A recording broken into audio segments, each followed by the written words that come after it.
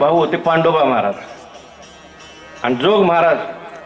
ते पांडोबा महाराज होते. त्या पांडोबा महाराजांनी 4 ऊस घेतले आणि हाताने पिळले. बरं का, हाताने पिळून ऊसाचा रस काढला आणि आईला दिला.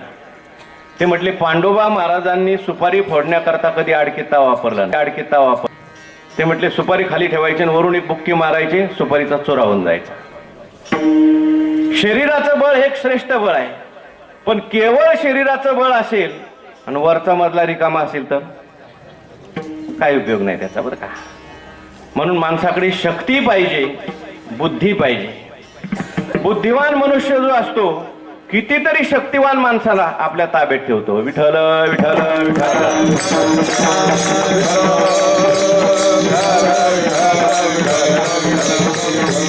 बुद्धीचं बळ आहे, पण बुद्धीच्या बळापेक्षाही श्रेष्ठ बळ आहे सत्याचं बळ. बडबड केली की बाहेर. कोण बोललं? त्याला जाऊ दे बाहेर. उठवा त्याला, सांगा त्याला तू बाजूला बस. ए बाळा उठ, उठ तू इकडे बस.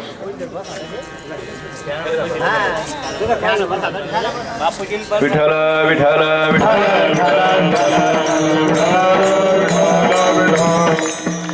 त्या मुलांच्यावरून एक दृष्टांत सांगतो तुम्हाला. कथा कीर्तनाला मुलांना आणलं पाहिजे, परंतु पुढं नाही बसवलं पाहिजे. बरं का, आमचे गुरुजी सांगायचे पूर्वीच्या काळामध्ये मंदिरामध्ये पोथी चालायची. काय चालायची? पोथी. आणि पोथ्या ऐकायला आजी जायच्या. तेव्हा घरातले लोक म्हणायचे आजी तुम्ही तर जात जा, पण ही कार्टा आम्हाला काय घरात काय काम करू देत नाही, नाती सुद्धा तुम्ही पोथीला घेऊन जा. आजी पोथीला आल्यानंतर येत असताना कापूसाच्या वाती घेऊन यायची वळायला. पोथी सुरू झाली की आजीचं वातीचं काम सुरू. म्हणजे वळायला वाती, सांभाळायला नाती आणि ऐकायला डोक्यात काय माती शिरणार आहे का? विठ्ठल विठ्ठल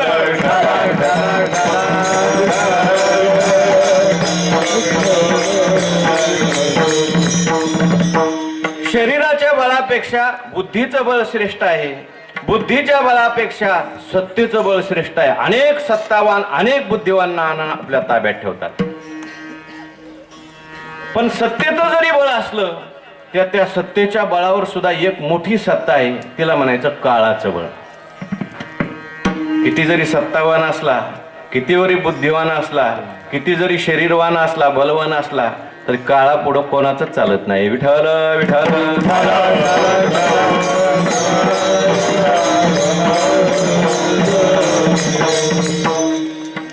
जोग महाराजांच्या चरित्रामध्ये कथा आलेली आहे. जोग महाराजांनी पंढरपूरमध्ये एका पैलवानाला परास्त केलं आणि जोग महाराजांची मिरवणूक निघाली भव्य दिव्य अशी पंढरपूरमध्ये.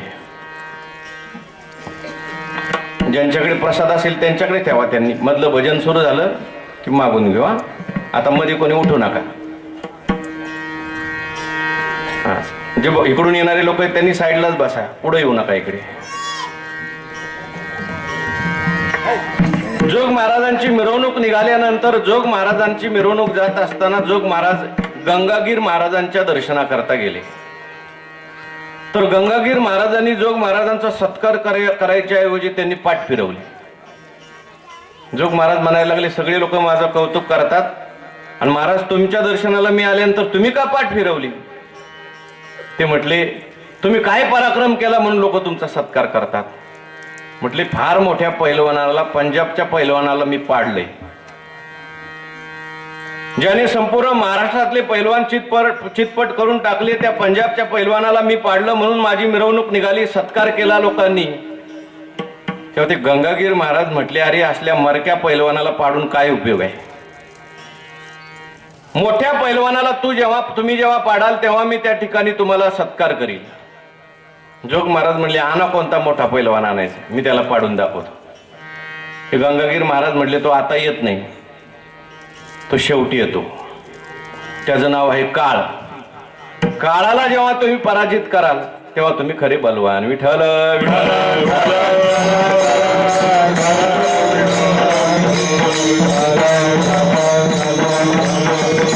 तुकाराम महाराज म्हणतात म्हणतात सगळ्या जगाला पराजित करणारा काळ. जगा काळ काय आम्ही माता भीराबाई, आम्ही माता भीराबाई, आम्ही माता भीराबाई.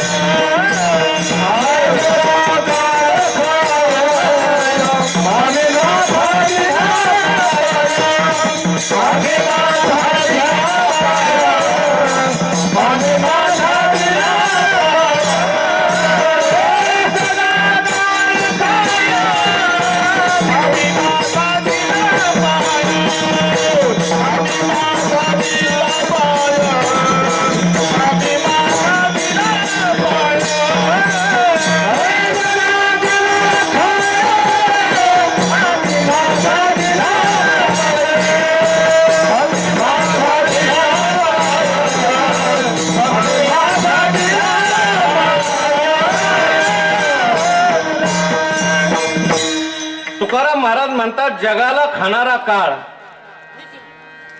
मोठे मोठे लोक जरी झाले तरी सुद्धा काळापुढे कोणाचंच काही चालत नाही. इंद्रदेव असतील, ब्रह्मदेव असतील, या सगळ्यांना काळाच्या चपाट्यामध्ये जावं लागतं. कोणी राहत नाही. काळाची हे उडी पडेल बा जेव्हा, सोडविना तेव्हा माय बाप. काळापुढे कोणाचं बळ चालत नाही, काळापुढे कोणाचा वशिला चालत नाही. असं नाही की 1 लाख रुपये देऊन काळाच्या तडाख्यातून वाचू. काळाचे धन कोबिराचे, काळाचे धन कोबिराचे,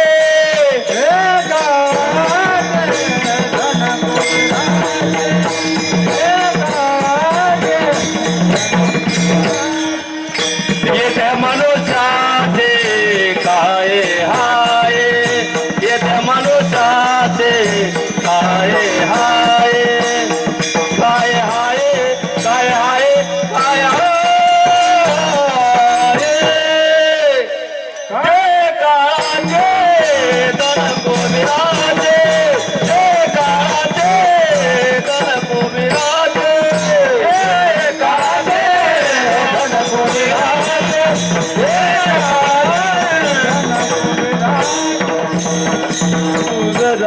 आपला विषय चाललेला आहे काळाच्या तावडीतून कोणी सुटत. किती जरी मोठा असला तरी काळाच्या तावडीमध्ये मधून तो सुटत नाही. पण तुकाराम महाराज म्हणतात आम्ही बलवान झालो, आम्ही काळाच्या तावडीतून सुटलो. आम्हाला न्यायला काळ आला नाही, उलट आम्ही काळाचे सुद्धा काळ झालो. प्रयाण काळी देवे विमान पाठविले. तुकाराम महाराजांना नेण्याकरता काळ आला नाही, साक्षात परमात्मा आला.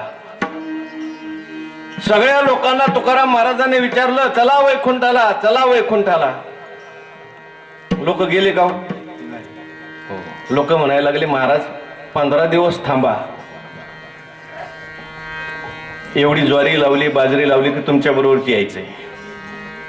कोणी काय कारण सांगितलं, कोणी काय कारण सांगितलं. शेवटी जिजाबाईला विचारलं. जिजाबाई म्हटली म्हैस व्यायला झालेली, ती व्याल्यानंतर येते. आपण म्हणतो पण देव सगळ्यांना नको आहे. विठ्ठल विठ्ठल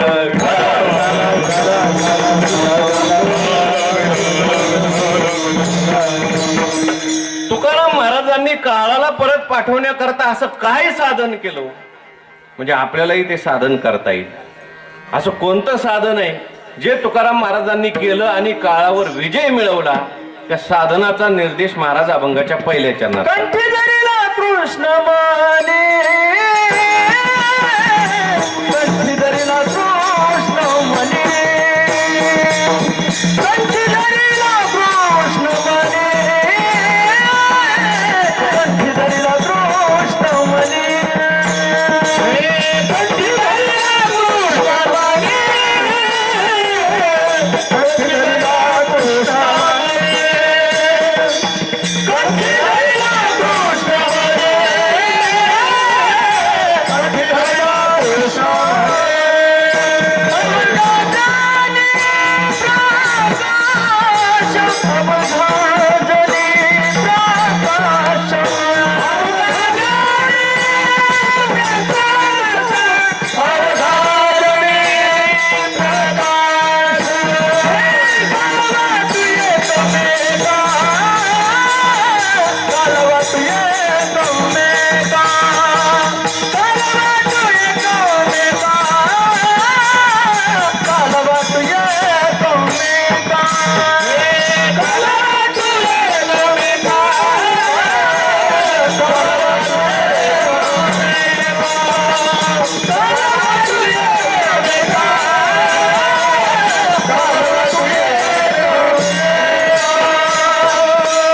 तुकाराम महाराज म्हणतात, आम्ही कंठामध्ये भगवान श्रीकृष्ण परमात्म्याला धरलं.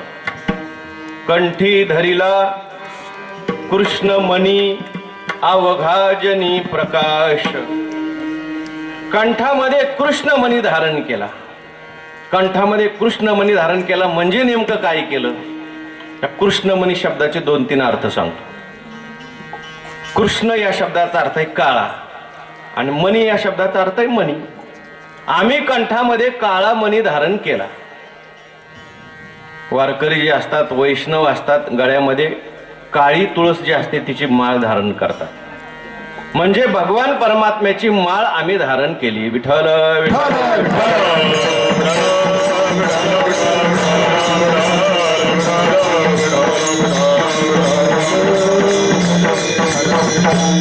माळ घालणं म्हणजे भगवान परमात्म्याशी आपला संबंध जोडणं आहे.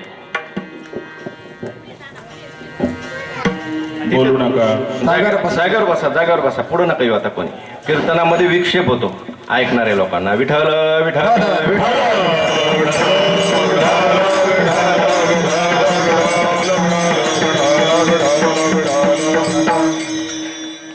सांगत असताना ऐकणारे आणि सांगणारा त्यांच्यामध्ये एक धारा तयार होते बरं का.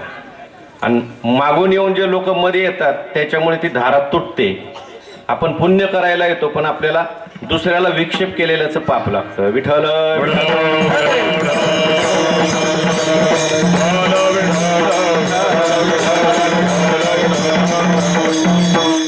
कृष्णमणी धारण केला म्हणजे तुकाराम महाराज म्हणतात, देवाच्या नावाने आम्ही आमच्या गळ्यात काळा मणी धारण केला.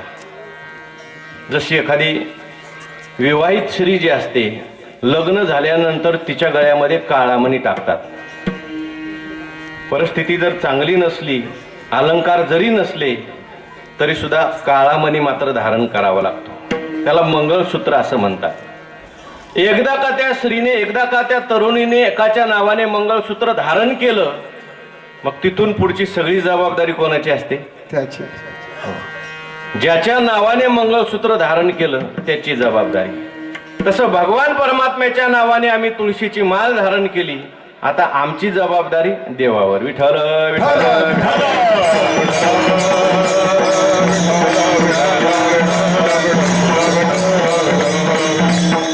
म्हणून पवित्र अशी तुळशीची माळ आम्ही गळ्यामध्ये घातली. काही काही लोक माळ घालत नाही, ते म्हणतात आमची मनाची माळ आहे. एक दृष्टांत सांगतो म्हणजे लक्षात येईल. एक बाई होती आणि त्या बाईने एका मनुष्याची जवळजवळ 15 वर्ष सेवा केली. 15 वर्ष सेवा केली, त्याची सर्व काही सेवा केली, परंतु त्याच्याबरोबर लग्न नाही केलं. 15 वर्षानंतर त्या मनुष्याचं एका दुसऱ्या बाईशीच लग्न झालं. आणि ज्या दिवशी लग्न झालं त्याच दिवशी संध्याकाळी त्या मनुष्याला अटॅक आला आणि तो मेला. फार श्रीमंत मनुष्य होता, भरपूर इस्टेट होती. आता मनुष्य मेल्यानंतर इस्टेटीसाठी ह्या दोन्ही बाया कोर्टामध्ये गेल्या. कोर्ट कोणाच्या बाजूने निर्णय देईल? एक म्हणायला लागली मी 15 वर्ष सेवा केली, आणि दुसरी म्हणायला लागली आजच माझं याच्या बरोबर लग्न लागले. कोर्टाने विचारलं तुम्ही 15 वर्ष सेवा केली याचा पुरावा सांगा, आणि तुमचं लग्न झालं याच्याकरता पुरावा सांगा. या बाईंनी गळ्यातली काळी पोत दाखवली. म्हटली याच्या नावाने मी गळ्यामध्ये मंगळसूत्र धारण केलंय, कोर्ट कोणाच्या बाजूने निर्णय देईल? 15 वर्षाच्या का एका दिवसाच्या? म्हटले 15 वर्ष परमार्थ चाललाय पण बिगर माळेचाच चाललाय. एकच दिवस परमार्थ केलाय पण तुळशीची माळ घालून केलाय, फायदा होतो. विठ्ठल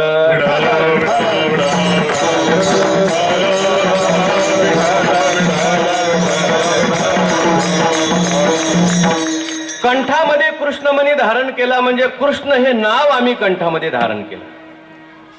कारण भगवान परमात्म्याचं नाव जे आहे ते रत्नासारखं आहे बरं का. पायोजी मैने राम रतन धन पायो, पायोजी मैने राम रतन धन पायो. दोघं वाजवा. पायोजी मैने राम रतन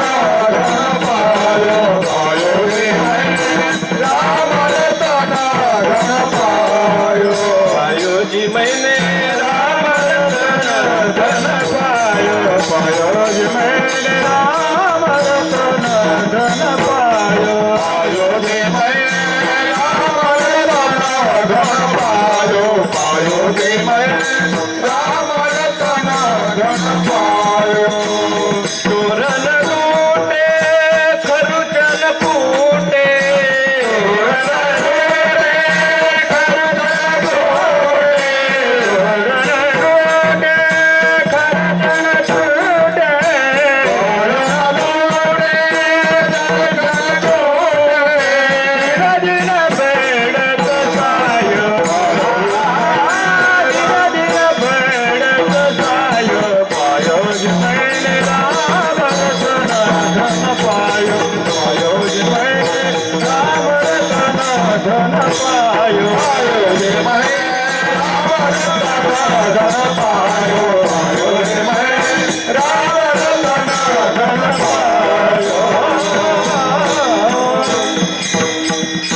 मीराबाई म्हणतात आम्हाला एकच रत्न प्राप्त झालेलं आहे.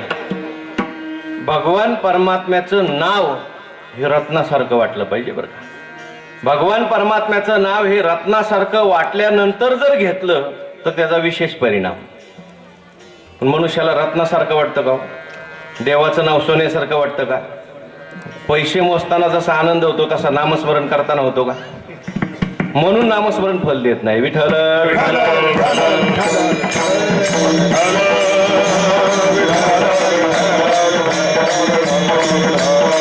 आपल्या हातात रत्न सापडलंय परंतु रत्नाची किंमत रत्न पारख्याला माहिती.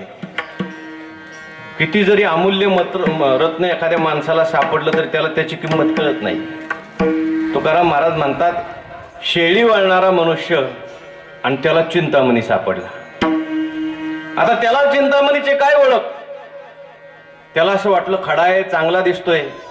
गावात गेला आणि सुताराकडे जाऊन त्याला छिद्र पाडलं आणि आवडत्या शेळीच्या गळ्यामध्ये ते रत्न टाकलं. त्याने रत्न सापडलं पण किंमत माहिती नाही, रत्न वाटलं नाही म्हणून रत्नाचा लाभ मिळाला नाही. विठ्ठल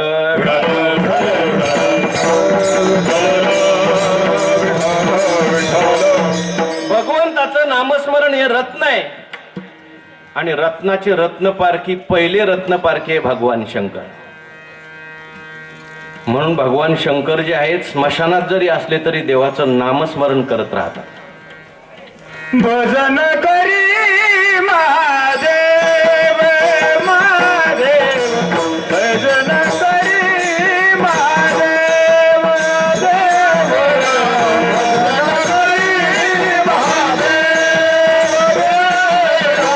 भजन करी महादेव राम पूजे सदा देव राम पूजे सदा